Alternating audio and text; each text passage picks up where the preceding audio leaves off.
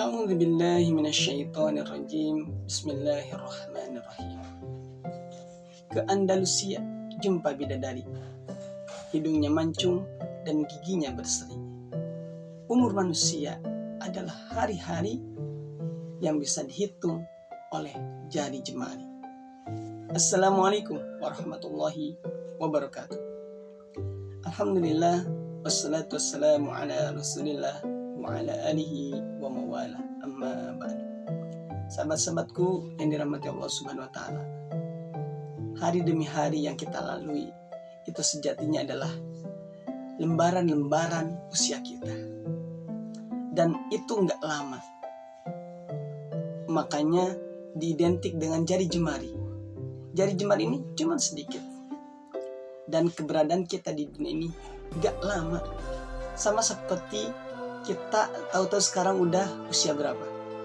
Ada yang tiba-tiba 10 tahun, ada tiba-tiba udah lulus kuliah, tiba-tiba udah menikah, tiba-tiba sudah punya cucu. Padahal perasaan baru kemarin. Dan itu namanya sedikit.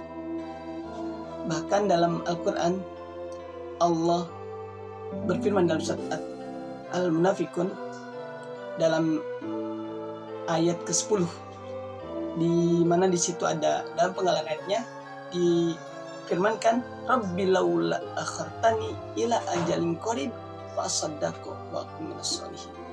Ya Allah, seandainya sekiranya bisa diundurin sedikit aja waktu kematianku, maka aku akan menjadi orang yang bersedekah dan termasuk orang-orang yang soleh. Nah, ini perumpamaan ketika kita nanti sudah meninggal, teman-teman. Kita ini nggak bakal selalu hidup di dunia ini. Kita cuma sebentar. Baru kemarin tetangga dipanggil dalam usia 60 tahun. Beliau udah 60 tahun hidup di dunia dan saya panggil. Dan kita juga dalam antrian, dalam estafet kematian. Dan kita nggak tahu kapan kematian kita. Oleh karenanya, kata Allah, maka infakkanlah dalam ayat ke-10 tersebut, infakkanlah sebelum kematian datang. Makanya menyesallah orang yang sudah meninggal. Kenapa? Ternyata nggak bisa sedekah. Atau pengen nemu sedekahnya. Udah sedekah tapi sedekahnya masih seuprit. Makanya dia pengen diakhirkan.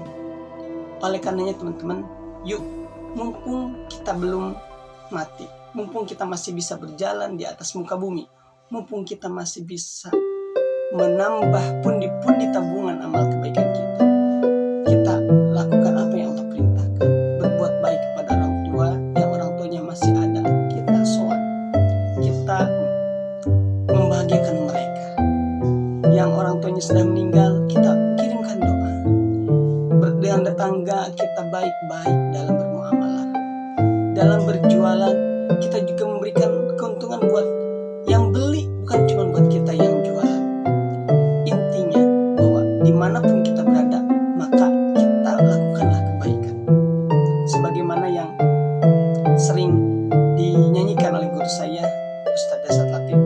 Dan apa lagunya? Orang kaya mati, orang miskin mati, raja-raja mati, rakyat biasa mati. Seperti itu. Beliau sering sekali mengibaratkan kematian itu enggak lama, dekat. Dan beliau selalu menggaungkan lagu itu. Lagunya Ustadz dari Sulaiman yang beliau itu hijrah. Dan beliau menciptakan lagu bagaimana dunia ini yang sebentar, yang dia enggak akan dibawa mati, cuma di dunia doang, kecuali dia diinfakkan sebagaimana tadi dalam surat Al-Munafikun ayat 10, kecuali dia infakkan dengan niat karena Allah, maka dia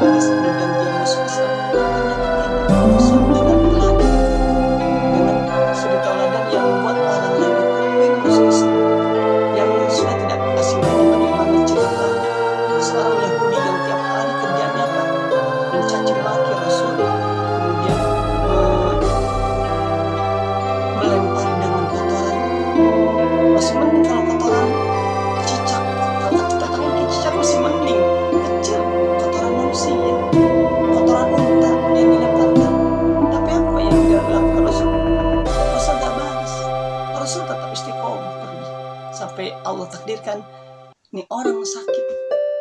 Orang Yahudi ini sakit.